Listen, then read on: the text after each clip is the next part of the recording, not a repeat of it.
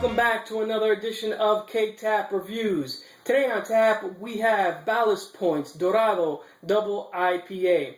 For any of you that watch the show or seen any past shows, you would know that I'm not a hop head and that I tend to shy away from the hop forward beers. But I wanted to go out on a limb today just because I've had some really good IPAs or good hoppy beers in the past 2 months. So I had a double IPA about 4 months ago now that I reviewed, and it was Avery Maharaja. Totally rocked my socks, and I've been looking for something that kind of lives up to that beer, and hopefully I will find it today in Ballast Point's Dorado Double IPA. So let's get it open here and see how it looks, smells, tastes, and give you an overall verdict on the beer here. So let's get it open.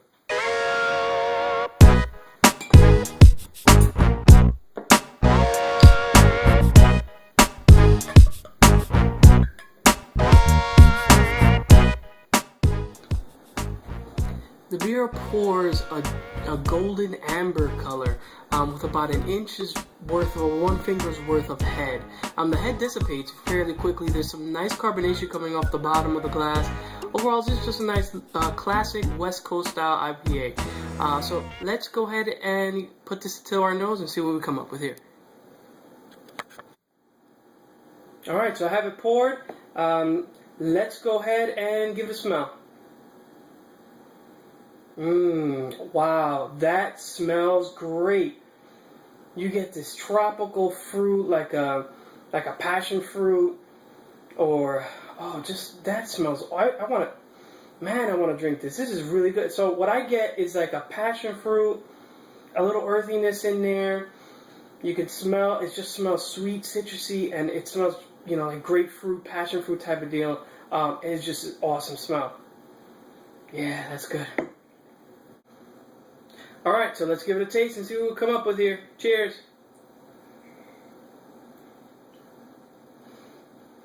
Okay, right up front it hits you with the hops, right? And then you get a passion fruit, grapefruity flavor in there.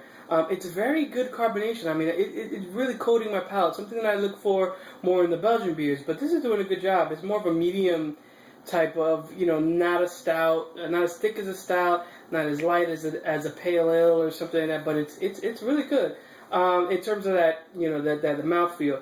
On the back end, what I'm getting is very dry. It has an earthy, more of the hops are pronounced right now in the aftertaste with an earthy, grassy note to it, and it's very dry. What makes me want to drink more, but at 10%, and as you see,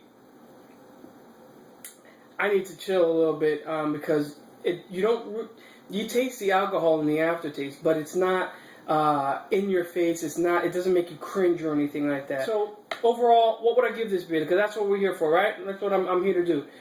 Again, I'm not a hop head, but this is a damn good beer, and I can say that by just the awesome flavor that it brings. Now, being my heritage, I really like passion fruit.